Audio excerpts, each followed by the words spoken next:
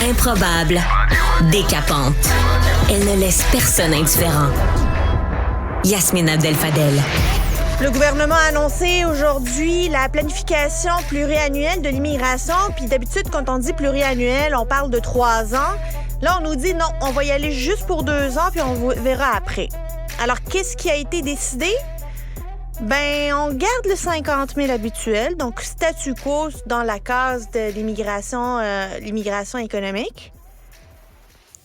Petit bémol, on va rajouter un examen de français pour tous les francophones. Ben, tous ceux qui veulent venir, là, on va leur faire passer un test en français de manière à augmenter la part des francophones parmi les requérants principaux dans la partie volet économique. Intéressant.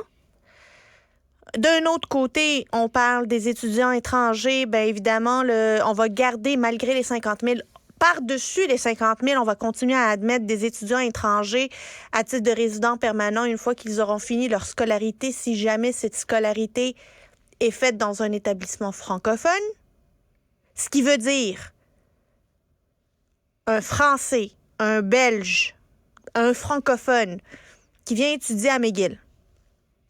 Il sort de McGill, tombé en amour au Québec, tombé en amour avec le Québec, veut rester, il ne peut pas passer par le programme de l'expérience québécoise. Parce qu'il a étudié en anglais. Mais il parle français, là, c'est pas grave. Il a eu la mauvaise idée d'aller dans une université anglophone. Le même Français, s'il avait décidé d'aller à l'Université de Montréal, ben lui, il serait sur la voie rapide pour avoir sa résidence permanente. Mais c'est quoi le but? Est-ce qu'on veut juste punir McGill d'exister ou est-ce qu'on veut garder les étudiants étrangers francophones? Ça, je la comprends pas. Mais je dois noter quelque chose. Puis honnêtement, c'est important de le dire. On voit un changement de ton de la part du premier ministre sur la question de l'immigration.